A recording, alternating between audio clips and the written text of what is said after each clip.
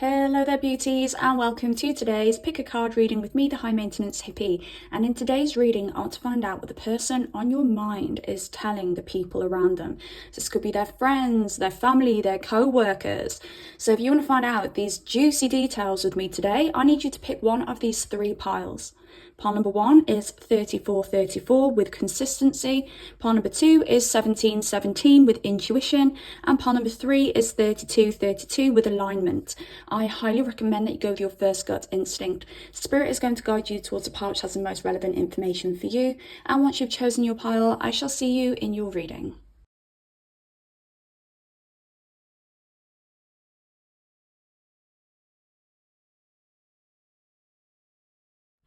Hello there, beautiful pile number 1. Welcome to your reading. Let's find out what the person on your mind is telling people around them.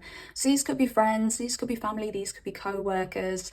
So yeah, let's jump into it. You chose 3434 with consistency. So I'm going to read this out, and this may not make sense yet, but this is the overall energy of the reading and the energy behind what this person tells other people about you. So you are being urged to keep on going. You are on the right path and your goal is in sight. Stay focused and consistent. The significant energetic shift you've been waiting for is coming. So I feel that the person on your mind has been telling people that since they've met you, you've changed their life in some way. You've shifted their life in some way. And I don't know whether this person struggles when it comes to expressing their emotions. I don't know why I'm getting that feeling with this person, but this person is telling people that they need to keep going with this. And maybe they're telling people that they need to open up a little bit more to you. Now, in this pile, I'm also feeling other people telling your person to keep going with this as well. Like, I feel there's a strong support system around this person, or there's people around this person who know you, or people around this person who really like the sound of this connection and they really like celebrate what you guys have together or have had together. Now, in this poem, maybe you just met this person, maybe this is early stages or an early relationship, but I do also want to throw in there for pile number 1s that this could be a relationship that you're giving a second go. And maybe this is why, like, their friends and their family already know who you are because you were together at some point. So I just want to throw that scenario in there for some of you. But the energy is great between you guys. This person knows that the energy between you guys is really good. This person feels those good vibes with you. This person is highly attracted to you. This person feels like a fated element when it comes to your relationship. But there's just something here that this person feels needs to kind of change, or whether there's like a bump in the road of some kind. Like, this could be something like you guys needing to move to the next step and moving in with each other, or you guys needing to move to the next step and being, you know, in a relationship with one another. This person knows that there's a big shift coming in, that something has got to kind of give, or something has to change, or something has to move to the next stage with you guys. And I do feel that this person vocalizes this a lot with the people around them. And as I said, I feel the people around them being like, come on, just do it, just take the leap, or just get on with it if it's something that needs to be getting on with. Do you know what I mean? You'll know what I mean more than I do because it's a collective reading, so this may be different for everybody. But yeah, people around your person are like, come on, come on, come on. And your person's like, I know I got to do this thing, or I know we've got to do this thing. And I just feel because of maybe their difficulty at times to express their emotions, it may stall this person at times. But I don't feel bad energy with this person. I don't feel this person wanting to completely pull back from you and, you know, self-sabotage here. I just feel this person being like, eek. I don't know whether this person's got like Libra energy. There could be a Libra sun, moon, rising. They may have heavy Libra in their chart, maybe even a Libra Mercury or something like that, which means that sometimes this person can stall a little bit. Like, I'm seeing the Two of Swords in my mind, and the Two of Swords in the traditional tarot deck is a lady sitting with two swords across her chest. She's hiding her heart. She's got a blindfold on, and it really does mean indecision, avoiding making a decision, avoiding making a choice. So this person may be a little bit slower to make choices, or they may sometimes avoid making choices or movement or something like that. And it's not because there's like malice there. It's just they can kind of stall a bit and be like, and panic a little bit. So, there is a fear here of heartbreak with the Three of Swords. For some of you, it may be that you guys have been through some kind of heartbreak with one another. If you are resonating that this is an ex and you guys are giving it another go or something like that, it may be that this person was heartbroken at some point over you guys. And there is a little bit of fear here of having their heart broken again. But if you guys are new, this person may fear, again, that's that emotion, feeling in the fear of potentially getting heartbroken, being hurt in some way. Again, it's that Two of Swords imagery that I'm seeing, somebody closing off their heart. But this isn't in a really negative way. This is just, I want to move really slowly kind of way. I want to take my time. I want to pace myself here. So this person will speak to other people about the fact that they do fear getting hurt. And again, there's people around them saying, come on, just jump in. Like, just jump in, be fearless, go for it. Now, this person does tell other people that their feelings for you are beyond physical. So, you know, they could talk to their mates about this and be like look, like it's a bit more than just sex and stuff like that. And this person is telling people that you are very special to them. There's something very unique and special about you. I do want to say, I think you're a little bit different to this person's usual type. I even want to throw in there a little bit of a wild card. And I don't know why this is. I don't know whether you could be described as being different to their previous lovers.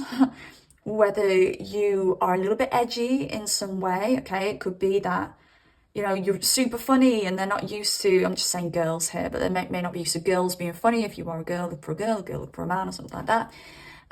It could be that you look very different in the way that maybe you're very attractive. That's something that's actually coming in quite strongly here. And I did feel that as I was pre-pulling. But you could be like exceptionally attractive, and maybe this person is like, whoa, I wasn't expecting this, like wasn't expecting to hit the jackpot kind of thing.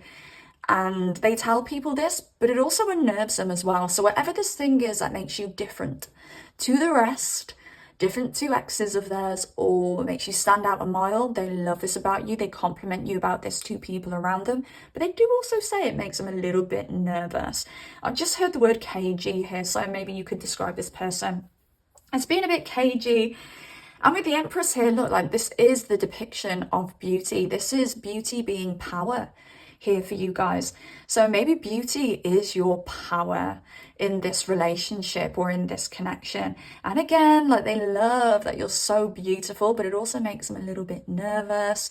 You know, it could be that people around them will comment how beautiful you are, how hot you are. And it may make this person feel a little bit uneasy. But I do think this person actually tells people that they see you as their potential wife, husband, mother, father to their children. Like this person really does see you as the kind of person they could settle down and have a family with. They'd be proud to call you their wife, their husband. They'd be proud to have children with you. You know, there could be a very strong sexual draw that this person has to you, and it's because they are kind of desperate to procreate with you. And this won't be a conscious thing for them, this will be a subconscious thing, but subconsciously they're thinking, wow, like I would really like this person's genetics in my children. And then the Four, fresh start. Again, this kind of alludes to what I said at the start of the reading, where I said maybe this is somebody that you've had a relationship with and they'd like a fresh start with you. They want to start again with you. Or if this is somebody that you've just met, just started dating, or early stage of a relationship, this person is happy to, you know, embark on milestones, new milestones in life with you, like getting a home, getting married, you know what I mean? Things like that. So yeah, this person is expressing to other people that they're open to this. They're open to taking a chance on this. They are saying to other people that there are differences between you guys. And again, it's those kind of bumps in the road I was picking up on at the end, at the start of this reading, sorry. So yeah, there could be some obstacles or like hurdles you guys need to cross, which is completely normal. It's normal in any relationship.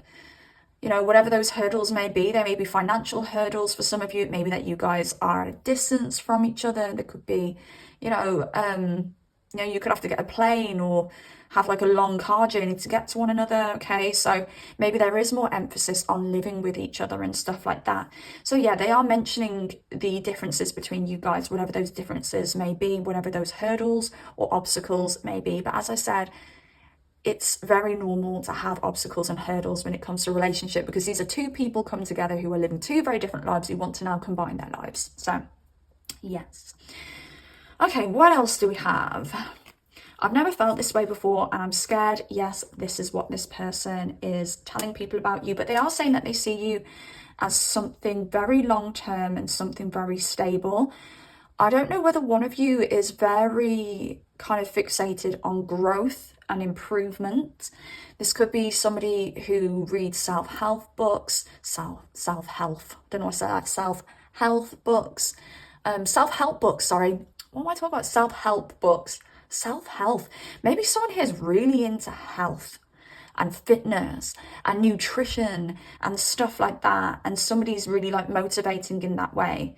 Maybe some of you are really into like coaching of some kind. Okay, just self-improvement, self-help, always looking to kind of move up to the next level, onto the next thing. That's coming through for some reason here. So yeah, there's a big emphasis here on growing together. Maybe this person talks about how either they want to grow with you, talk about their goals that they have with you, or talking about the fact that you have, you know, things that you want to achieve with them. So yeah, they are talking to other people about that. We've got miss you, I miss you. So I don't know whether some of you are in separation. You know, maybe you are giving this another go and they miss you, or whether you guys are at a distance from each other physically. Okay, if this is a long distance thing and they're telling people they miss you, I really miss part number one, da, da, da, da. But either way, they're saying that they miss you to other people. I know exactly what I want. So yeah, they're telling people, I know I want part number one. I am just scared. I'm just a little bit apprehensive and anxious, and wow, like this could be it, guys. Like that kind of energy.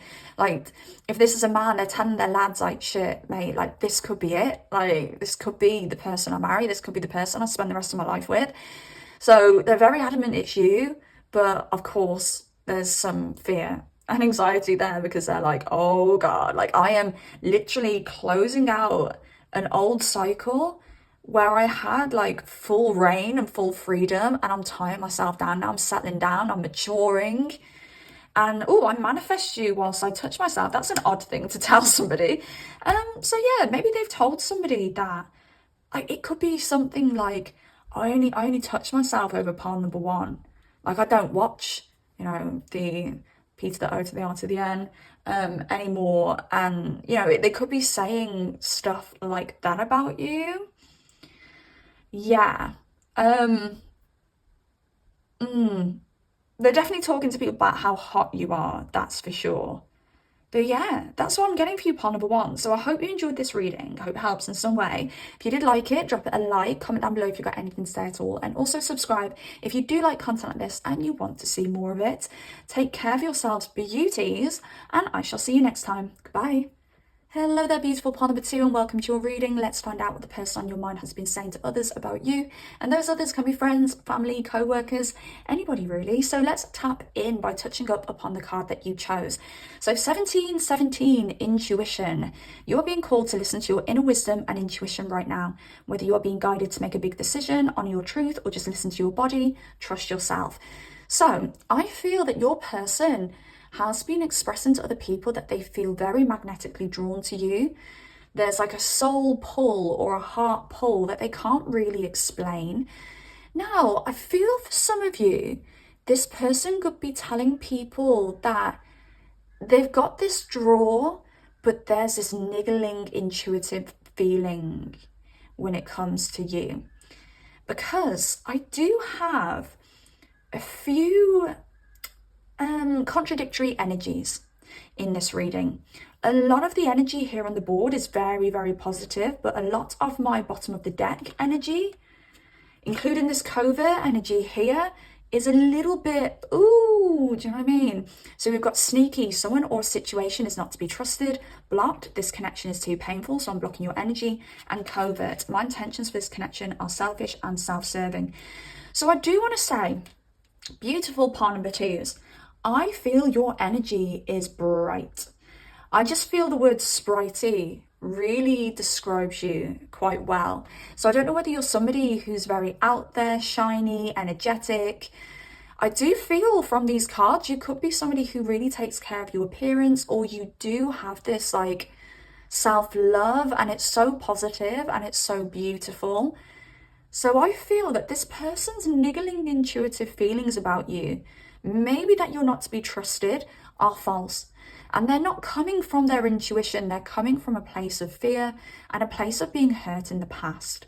So I do want to put out there, this person says a lot of positive things about you, but they may slip in that their intuition is saying something's not quite right here. But I feel that this is so fear-based. I don't feel it's because you're doing anything or have done anything, and it could just be because they've met somebody who truly does have a lot of pride for themselves and loves themselves.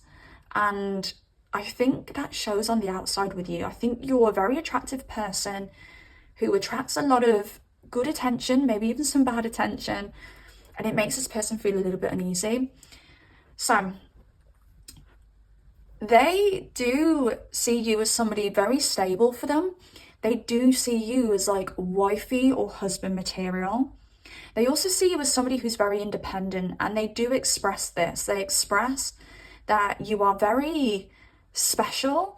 They express that they're like really blown away by you. Actually, I've just heard blown away, and I just felt this overwhelming feeling of them kind of speaking to people around them and being like, I don't know how I've done this, but I've managed to bag pile number 2. So you also give off this energy of not needing them. And maybe this is another thing that kind of triggers those fears within them. And I do think they vocalize to other people, why does pile number 2 want me when they don't really need me? Like, why me? Why do they choose me? Kind of thing. And maybe they're kind of fishing for reassurance and compliments when it comes to the people around them. Say like, why do you think they're into me? Why do you think pile number 2 is into me? And I don't know if they're getting the reassurance that they're looking for. And again, this could be triggering their fears. I do feel that a lot of people around them are saying, listen to your intuition when it comes to this. And I don't necessarily feel that's the right advice. I don't know what it is about this person. This could be somebody who is surrounded by a lot of people, but no one really cares deeply enough. And that sounds awful to say. I'm not saying that this person doesn't have anybody who cares and loves them around them. It's just, I kind of feel they've got a lot of people around them who are dealing with their own stuff. And they don't have time for your person, or they don't have enough space to care about your person's kind of woes. So maybe when they're speaking to people about you, whether this be friends, family members, co-workers, or whoever, the conversations may be cut off very short. And I just feel the conversations going from their worries or their feelings onto the person they're talking to's dramas, worries, and feelings. So just bear that in mind. They may be seeking advice, but they may not be getting much advice or the right advice, because there's a lot of people around them just kind of batting them off like, oh yeah, you need to trust your intuition when it comes to that. But anyway, so this happened the other day, and oh my God, and your person's like, okay, I'll just listen to your conversation then, no problem. So kind of feel a little bit sorry for your person, to be honest, when it comes to that. And I feel that maybe they are surrounded by a lot of people who could be quite narcissistic here, because covert does stand for like covert narcissist. So that is the narcissist who kind of stays under the radar and is quite secret, and the kind of person that if everybody found out they were a narcissist, they'd be like, no, really? I would have never have thought. So I don't know whether they are surrounded by a lot of people who are quite selfish. And again, it just makes so much sense when I'm seeing them having conversations with people, and these people are just like, yeah. Like, what's going on with you doesn't really matter. It's all about me, kind of thing. And I just feel that this person has like a really kind heart, and I don't know why it's making me emotional. I don't know whether this person feels emotional or whether they've expressed any emotion to you. But yeah, like, I think this person has like a really kind heart, and this is a kind of person that would listen to you, listen to their friends' problems and things like that, but they don't always get that same they don't get the same in return. So, yeah. So this also kind of has built somebody who may not always see that their problems are problems. So they may not always talk about their problems, and they may hold a lot in and hold a lot back. Yeah, okay. So this person tells people, that you love yourself. They tell people, oh, they've got such a big ego, they love themselves. I'm even getting like, they tell people like, oh, pawn number 2 gets loads of attention. They also do tell people like how amazing you are as well, or how hot you are, sex you are, beautiful you are, how much of like a very like big and powerful energy you are. But there is a lot of this, they love themselves kind of thing. And they do have a lot of respect for you, that's for sure. And they are telling people that they have a lot of respect for you. And when they're saying things like, pawn number 2 loves themselves and stuff like that, they're saying it in the most respectful way. You know, they're not saying it in like a bitchy way where they're like, oh, pawn number 2 loves themselves. They're saying it like, fair play to pawn number 2, you know. They love themselves and I can see why. Do you know what I mean? It's that kind of thing. Or they're throwing it in as like a little bit of a joke.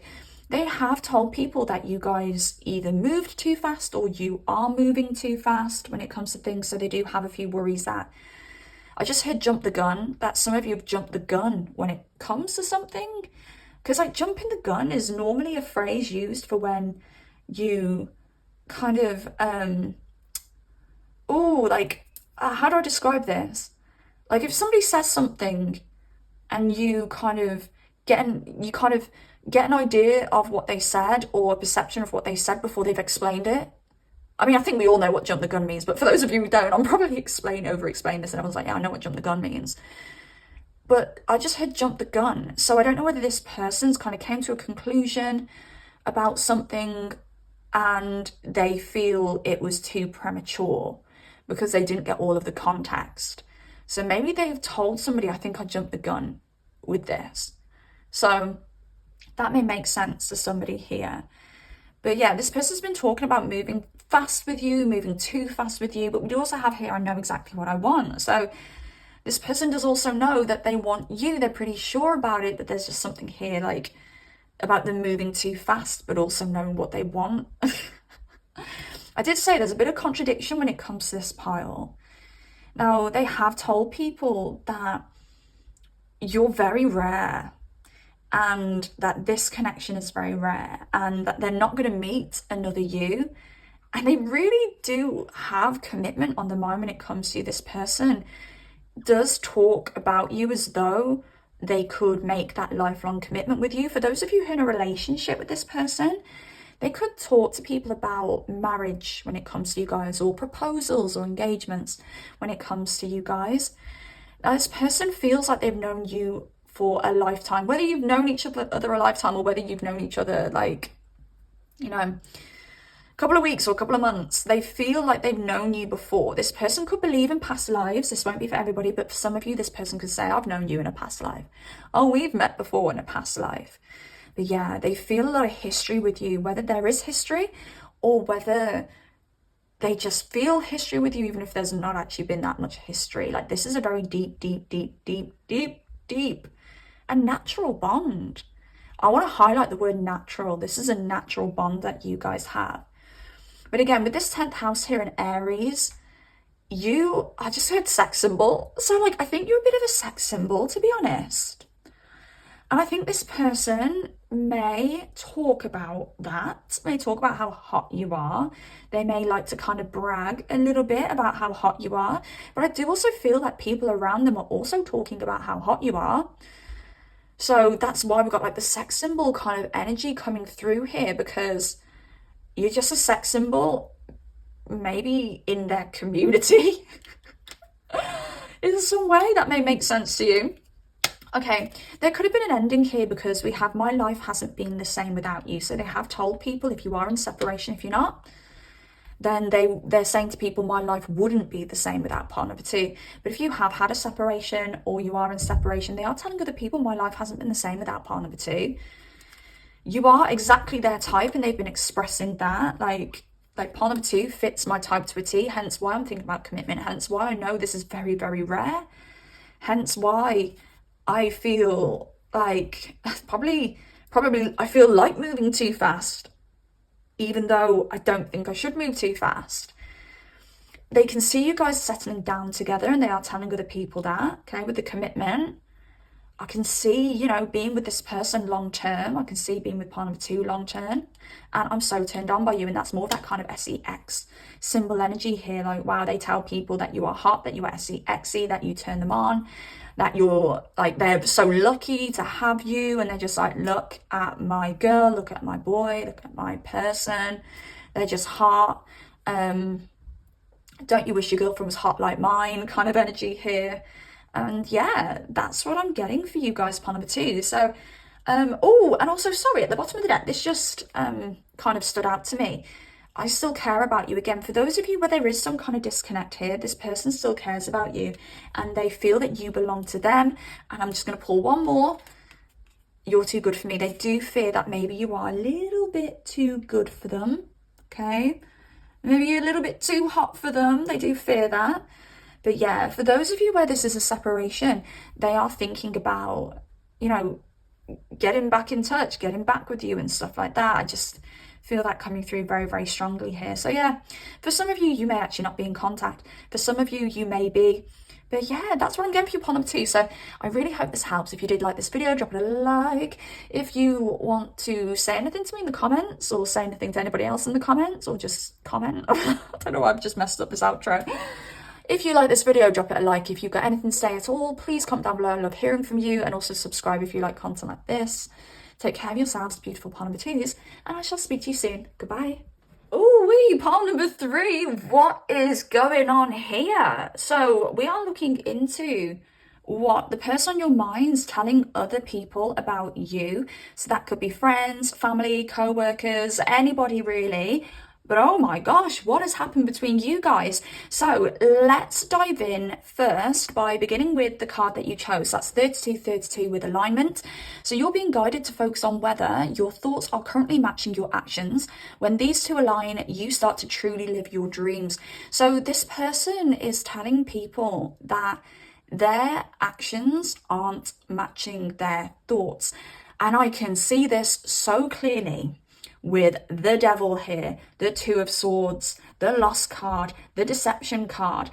This person has been acting in toxic ways, and I think they've been doing it because they really like you, which sounds absolutely bizarre. But this person's been talking to people about how they've lost you. I really don't think you guys are in contact.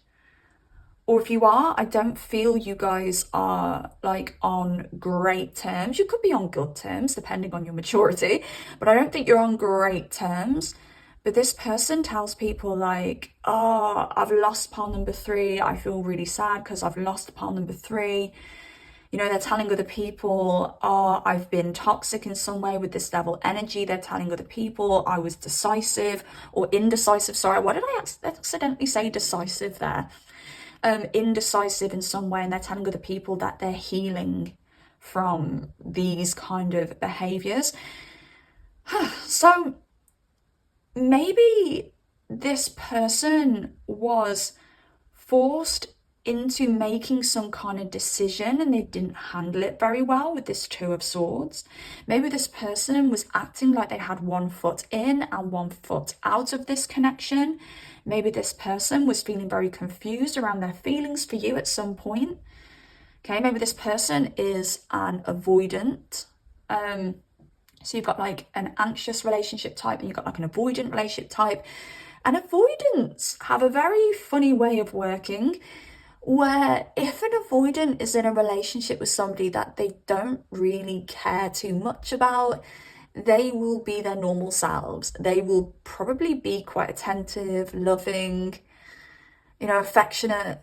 But then when an avoidant meets somebody that they actually really, really, really like, it triggers those avoidant tendencies and they can run or they can push the other person away, or they could just act like they don't care about the other person, even though they actually really care about the other person. And I feel that you're dealing with an avoidant attachment style here. But the great thing here is this person wants to heal and they want to right their wrongs. But yeah, like, if you have dealt with somebody who's been a bit of a DICK, give it to this person, they're admitting to it. And they aren't throwing the blame on you, they're very much taking the blame themselves. So yeah. Now, I do feel here that you made this person feel really stable and really secure. And I feel it's funny because I feel this person really wants that stability and they really want that security. But again, you just triggered this like avoidance in them where they were like, oh my God, I'm not used to this feeling. I'm not used to feeling stable and secure. So like Pluto does, they kind of had to kind of uproot and kind of flip the whole situation upside down. But when you've got an avoidant attachment style, they will have grown up in a household where like love wasn't freely given to them, where they had to like suck it up. Maybe they weren't allowed to show emotions. You know, avoidant attachment styles will also be high achieving children, where your purpose is to achieve. Your purpose is to do well academically. Your purpose is to excel at this talent that you have.